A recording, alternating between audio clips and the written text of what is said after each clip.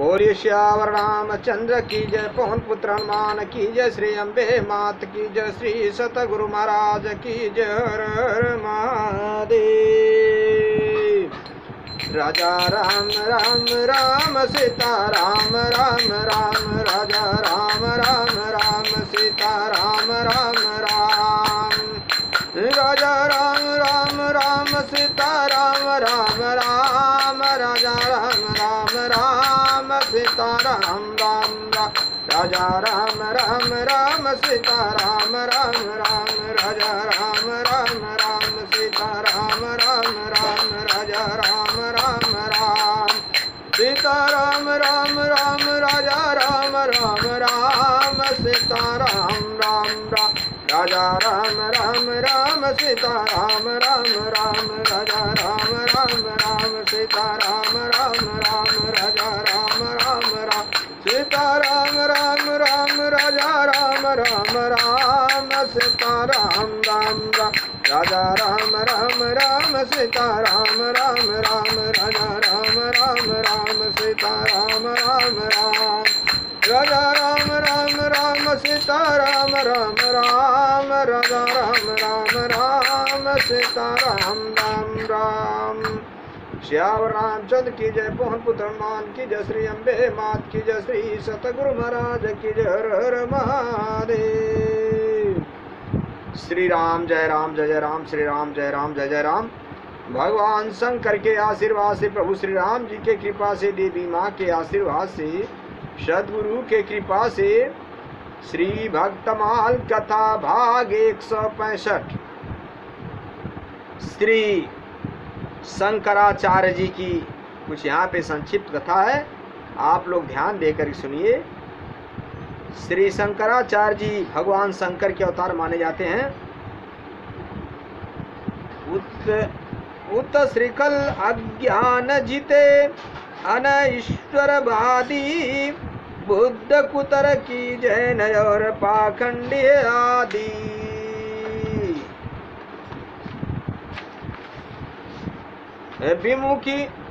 विमुखनी को दियो दंड सन मार गया ने, सदाचार की शिव विश्व किरे तही बखाने। विश्वरांश अवतार महिम मर्यादा, मांडीय घट कल जुग धर्म पालक प्रगट आचार्य शंकर सुभट। अधर्म प्रधान कलयुग में वैदिक धर्म के रक्षक श्री शंकराचार्य जी का अवतार हुआ। आप विधर्मियों को शास्त्र सामर्थ्य में परास्त करने वाले वाकवीर थे। वैदिक मर्यादा का उल्लंघन करने वाले उदंड ईश्वर को न मानने वाले बौद्ध शास्त्र विरुद्ध तर्क करने वाले जैनी और पाखंडी आदि जो लोग भगवान से विमुख थे, उन्हें आपने दंड दिया। भय दिखाकर शास्त्रार्थ में हरा कर उन्हें बलाखात खींचकर सनातन धर्म के मार्ग पर ले आए। आप सदाचार की सीमा थे। सदाचार की सीमा अर्थात बड़े सदाचारी थे। सारा संसार आपकी कीर्ति का वर्णन करता है। आप भगवान शंकर के अंशावतार थे। पृथ्वी पर प्रकट होकर आपने वेद शास्त्र की संपूर्ण मर्यादाओं का इस प्रकार समर्थन और स्थापन किया कि उसमें किसी प्रकार की त्रुटि नहीं रही, वह अचल हो गई। श्यावर रामचंद्र की जय।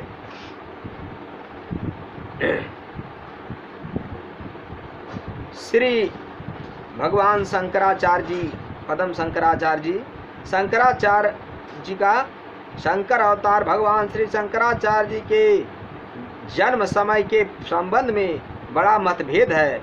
कुछ लोगों के मतानुसार ईसा से पूर्व की 6ठी शताब्दी से लेकर 9वीं शताब्दी पर्यंत किसी समय इनका विवाह हुआ था, जबकि कुछ लोग आचार्यपाद का जन्म समय ईसा से लगभग 400 वर्ष पूर्व मानते हैं।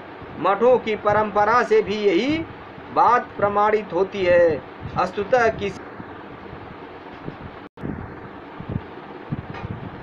वस्तुतः किसी भी समय हो, केरल प्रदेश के पूर्णा नदी के तटवर्ती कालंदी नामक गांव में बड़े विद्वान और धर्मनिष्ठ ब्राह्मण श्री शिव गुरु की धर्मपत्नी श्री सुभद्रा माता के गर्भ से वैशाख शुक्ल पंचमी के दिन इन्होंने जन्म ग्रहण किया था। इनके जन्म के पूर्व वृद्धावस्था निकट आ जाने पर भी इनके माता पिता संतानहीन ही थे। अतः उन्होंने बड़ी श्रद्धा भक्ति से भगवान शंकर की आराधना की। उनकी सच्ची और आंतरिक आराधना से प्रसन्न होकर आशुतोष देवाधिदेव भगवान शंकर प्रकट हुए और उन्हें एक सर्वगुण संपन्न पुत्र रत्न होने का वरदान दिया। इसी के फलस्वरूप न केवल एक स्वर्ण गुण संपन्न पुत्र ही बल्कि स्वयं भगवान शंकर को ही उन्होंने पुत्र रूप में प्राप्त किया। नाम भी उनका शंकर ही रखा गया। बालक शंकर के रूप में कोई महान विभूति अवतरित हुई है, इसका प्रमाण बचपन से ही मिलने लगा। 1 वर्ष की अवस्था होते ही बालक शंकर अपनी मातृभाषा में अपने भाव प्रकट करने लगे और 2 वर्ष की अवस्था में माता से पुराण आदि की कथा सुनकर कंठस्थ करने लगे। 3 वर्ष की अवस्था में उनका चूड़ाकर्म करके उनके पिता स्वर्गवासी हो गए। 5वें वर्ष में यज्ञोपवीत करके उन्हें गुरु के घर पढ़ने के लिए भेज दिया गया और केवल 7 वर्ष की अवस्था में ही वेद वेदांत और वेदों का पूर्ण अध्ययन करके वे घर वापस आ गए। उनकी असाधारण प्रतिभा देखकर उनके गुरुजन आश्चर्यचकित हो गए। गुरुकुल निवास काल की बात है।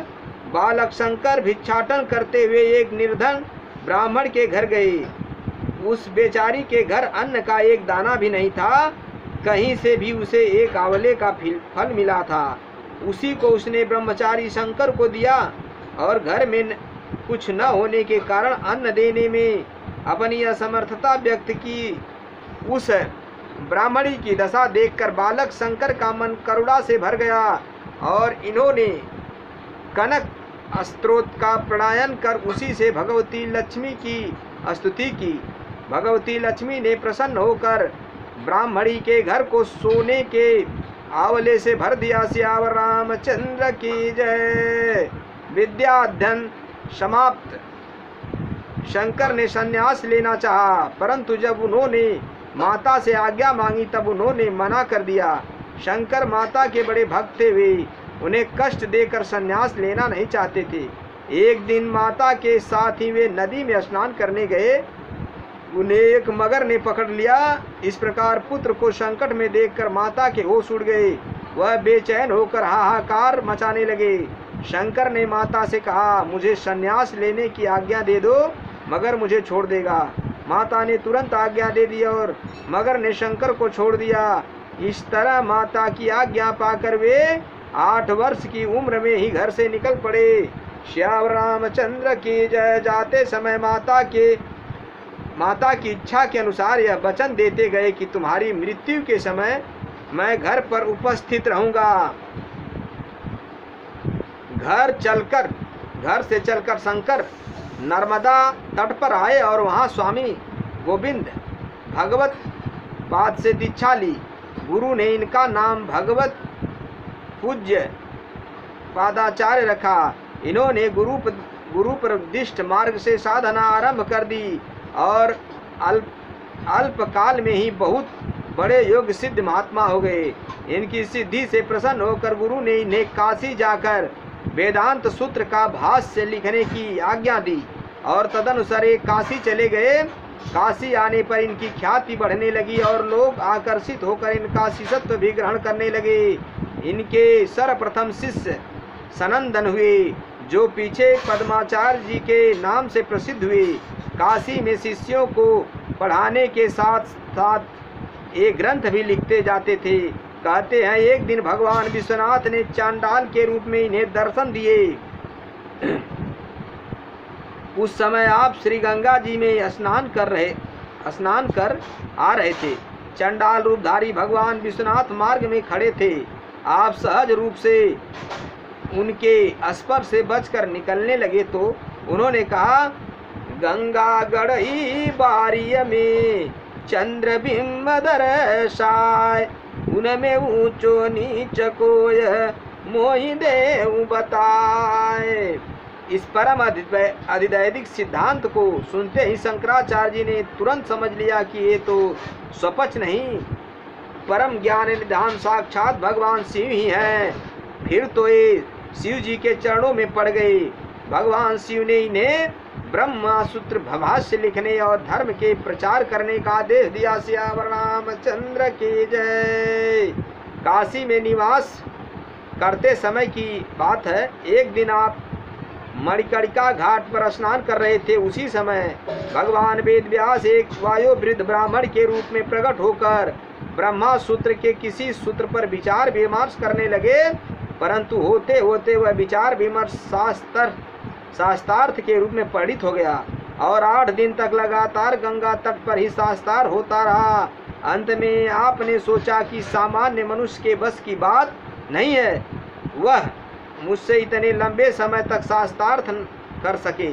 अतः ज्ञान दृष्टि से देखा तो ज्ञात हुआ कि ये ब्राह्मण देवता और कोई नहीं, साक्षात नारायण के अवतार भगवान वेद व्यास हैं। उसी समय आपके शिष्य पद्माचार्य जी ने भी आपको इस श्लोक के माध्यम से संकेत किया। शंकर शंकर साक्षात व्यासो नारायण स्वयं तयो विवादे संप्रताप न जाने की यह सुनकर व्यास जी ने प्रकट होकर दर्शन दिया और आपके वेदांत भाष्य की भूरी भूरी प्रशंसा करके अंतर्धान हो गए। श्याम रामचंद्र की जय। मेरे भाइयों, मेरे मित्रों, मेरे बंधुओं, ईश्वर सत्य है, जगत मिथ्या है।